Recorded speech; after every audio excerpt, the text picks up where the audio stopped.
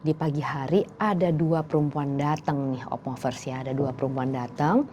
Jadi yang satunya ya kira-kira masih umur 21 tahun, yang satunya tuh udah umur 30 tahun lah. Datang, terus udah gitu ternyata salah satunya itu yang umur 21 tahun itu sebut saja bernama Evi. Jadi Evi itu dia cerita lah sama Asti bahwa ternyata dia sedang hamil anaknya si Zen. Teneng! Hai Opmovers, ketemu lagi dengan saya di Oh Mama Oh Papa Channel. Oh Mama Oh Papa, sebuah kisah nyata.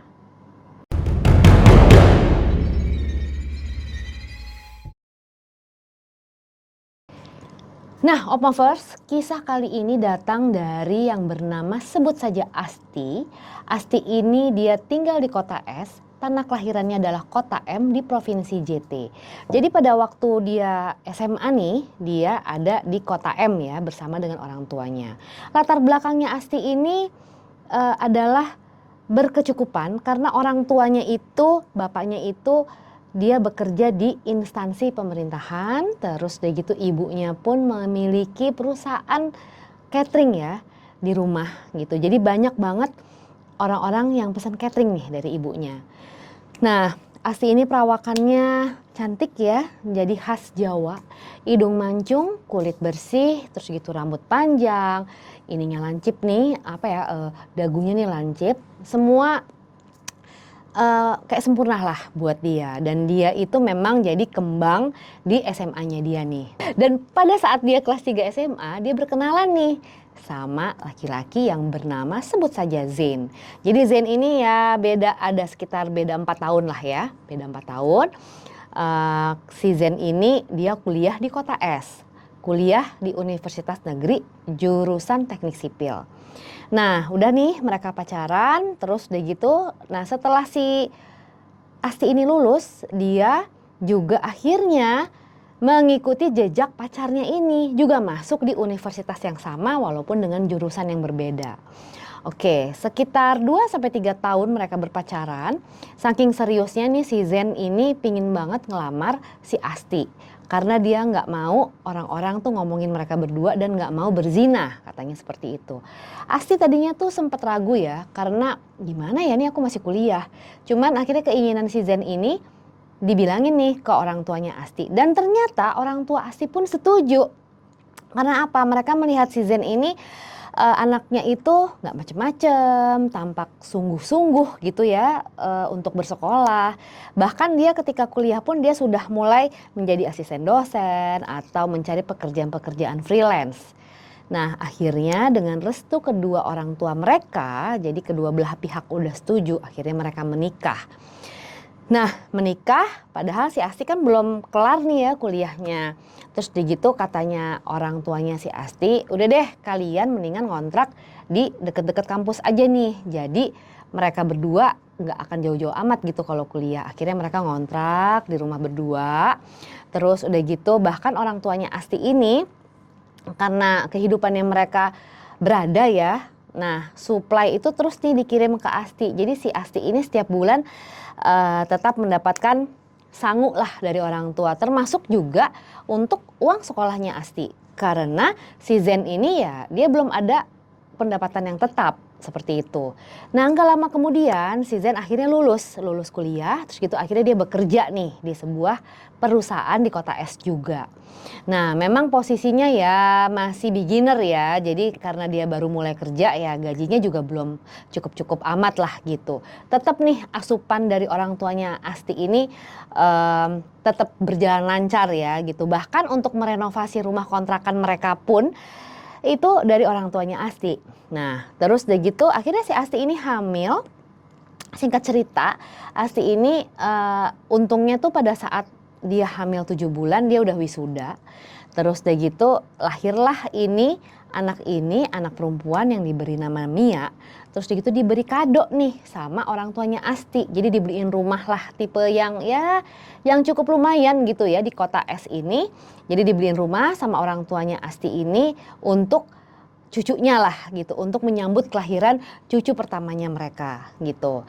Dan akhirnya si Zen pun lama-kelamaan di posisi pekerjaannya pun udah mulai menjadi supervisor ya. Nah anehnya nih Opmovers, Zen itu nggak pernah kasih yang namanya Asti ini sepeser pun uang gitu ya. Jadi dari uang listrik, dari uang makan sehari-hari itu pakai uangnya Asti.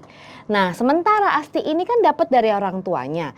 Nah ketika dia udah selesai di wisuda nih, berarti udah S1, ya of course lah bantuan dari orang tua Asti ini di stop. Jadi waktu itu Asti hanya dikasih uang sejumlah sekian juta gitu ya. Udah kamu kalau nggak mau kerja kamu bisa memulai usaha. Nah usaha catering deh gitu. Karena si Asti ini memang juga seperti ibunya ya yang jago masak gitu. Jadi dia memulai usaha untuk membuat bubur anak bayi gitu ya. Jadi kayak nasi tim gitu. Nah terus udah gitu, nah akhirnya nih si Asti mulai nih usahanya gitu. Nah kontribusinya si Zen ini sih terhadap Asti ada waktu itu ya. Jadi dia ikut nih menjadi marketingnya si Asti sampai akhirnya catering bubur anaknya si Asti ini diketahui banyak orang dan emang laku banget. Sampai akhirnya si Asti ini punya 5 tenaga kerja gitu ya untuk bantuin dia. Jadi dari mulut ke mulut, terus udah gitu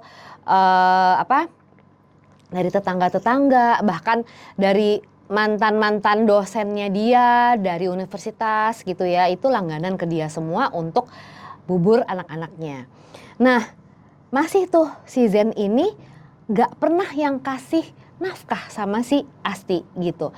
Asti pernah nanya soal ini sama Zen gitu, Zen ini kamu udah waktunya kasih nafkah ke aku. Cuman si Zen bilang, aku ini nafkah aku untuk anak aku di mana jadi semua uang atau gaji yang aku dapatkan ini aku tabung untuk sekolah anak seperti itu. Nah, Opmovers pada tahun 98 ya itu kan Krismon tuh ya, Krismon Indonesia Krismon, banyak pemecatan, banyak PHK. Salah satu korbannya adalah si Zen ini. Jadi di kota S ini banyak pengurangan karyawan termasuk si Zen ini. Akhirnya lah si Zen ini menganggur dong. Nah menganggur hampir 2 tahun tuh. Disitulah Asti emang benar-benar menjadi akhirnya jadi kayak kepala keluarga juga ya. Jadi semua kebutuhan itu Asti. Kebutuhan rumah, kebutuhan anak, even kebutuhan si Zen ini pun si Asti yang memenuhin ya.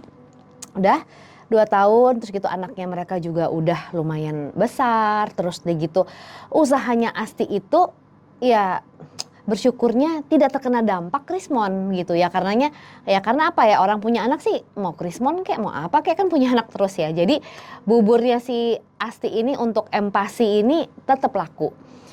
Sampai akhirnya 2 tahun kemudian si Zen ini mendapatkan pekerjaan ya. Jadi tahun 2000 itu si Zen itu mendapatkan pekerjaan di sebuah bank waktu itu.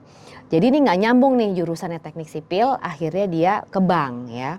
Terus ya gitu sudah mendapatkan pekerjaan, dia berjanji kepada Asti untuk memberikan nafkah. Dan ternyata itu juga tidak terjadi Opmovers. Jadi selama perkawinan itu hampir berapa tahun itu, Asti itu nggak pernah yang namanya nerima uang dari si Zen ya. Jadi kalaupun jajan-jajannya jajan kecil lah gitu. Cuman segala kebutuhan itu si Asti nih semua yang mengcover.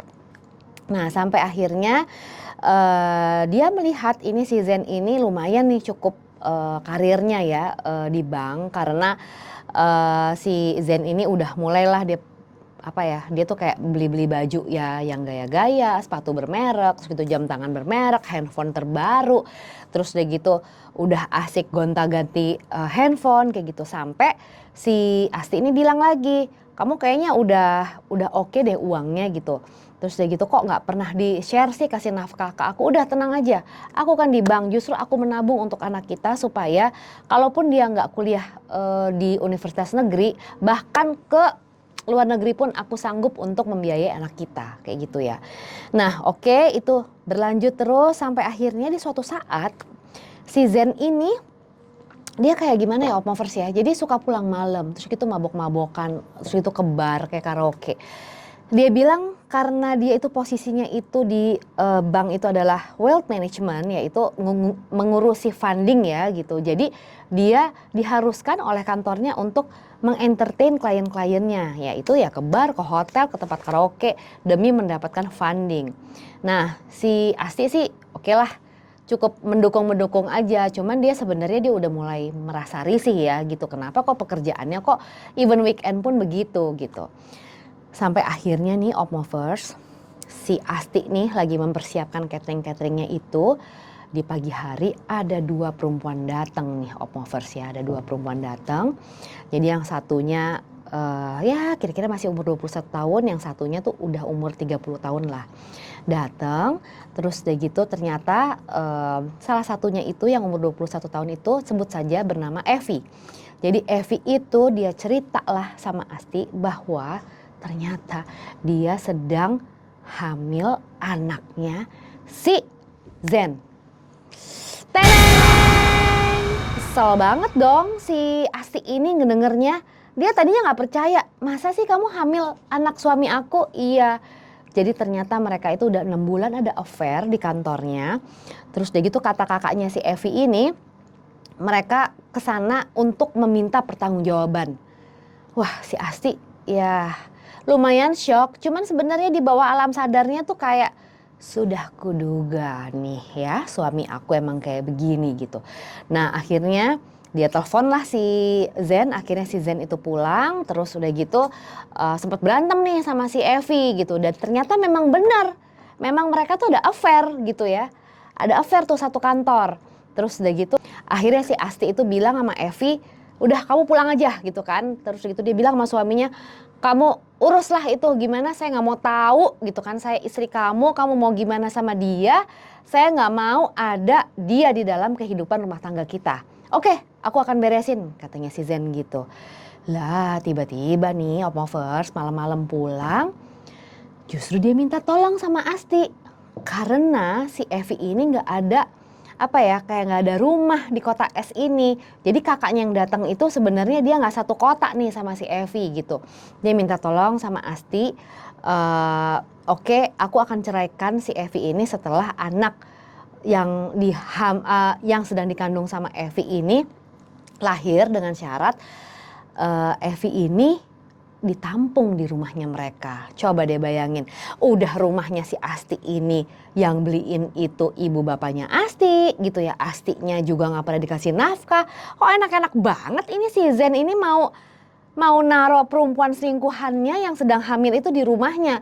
Cuman nggak tahu kenapa ya Opmovers ya, itu si Asti itu kayak kesirep apa gimana gitu, kayak nggak sadar gitu. Dia bilang ya udah deh, oke, nggak apa-apa gitu kan, selama kamu nanti setelah si Evi ini melahirkan, udah itu bukan jadi tanggungan aku lagi gitu. Jadi dengan tameng kasihan akhirnya si Evi ini diangkut, diboyong ke rumahnya mereka. Terus gitu sampai si Asti tuh bingung ini ngomong apa ya sama anaknya. Jadi anaknya ini kan udah mulai gede nih Opmovers. Jadi nama anak perempuannya nih Mia gitu. Ini ngomong apa nih sama anaknya. Jadi ya mereka kayak mereka-reka lah, jadi kayak ngarang-ngarang gitu bahwa si Evi ini adalah saudara dari si Zen dari kampung, seperti itu lah. Seperti itu deh ya gitu, sampai akhirnya si Mia ini ya kayak ngerti atau enggak lah gitu. Udah nih, terus udah gitu semenjak kejadian itu Opmovers gitu, ini kayak kemalangan ya, kemalangan tuh udah mulai datang buat si Asti ini. Jadi si Evi ini kayaknya tuh hamilnya bermasalah, jadi dia manja banget sama si Zen ya gitu. Dan karena adanya omongan-omongan orang nih gitu kan, akhirnya si Zen ini minta izin lagi sama si Asti untuk menikahi si Evi secara siri gitu. Karena dia bilang kasihan dong nanti anak yang dilahirkan Evi ini nanti kalau nggak punya bapak di akte gimana. Akhirnya mereka kawin siri tuh. Ya ini nggak tahu kenapa ya Opmovers ya, Asti ini kayak nggak sadar, kayak nggak waras, kayak gimana lah gitu, kayak iya aja karena dia memikirkan bahwa keluarga itu untuk anaknya itu harus utuh. Jadi dia juga nggak mau pisah sama si Zen karena si Evi ini. Cuman si Zen berjanji bahwa setelah si Evi ini melahirkan dia akan menceraikan Evi, seperti itu. Nah udah nih si Evi ini tinggal di rumahnya karena hamilnya tuh bermasalah ya. Jadi suka apalah ya, kayak suka ada keluar pendarahan lah dikit. Jadi si Asti ini juga ikut bantuin nih Opmovers. Betapa begonya ya si Asti ini ya kalau dilihat-lihat ya Opmovers ya. Kalau nggak bayangin aja kok mau gitu.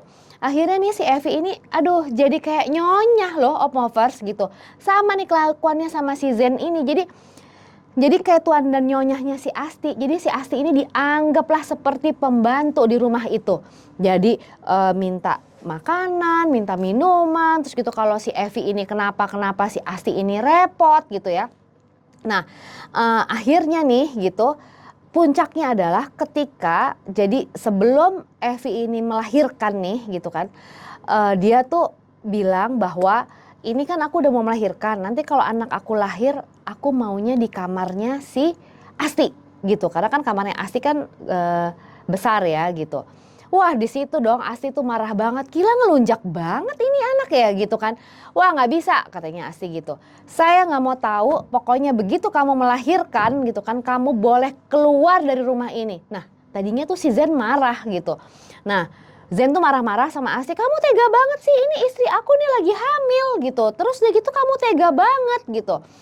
Akhirnya nggak tahu kenapa lagi nih Opmovers dikasih juga itu kamar sama si Asti nih gitu untuk Evi, kamar yang dia gunakan. Itu tuh udah kayak orang kesirep banget ya si Asti itu. Nah nggak lama setelah itu akhirnya si Evi melahirkanlah dengan selamat dan tetap loh dia bawa anaknya itu ke rumahnya si Asti dan si Zen ini dan menempati kamar yang besar itu.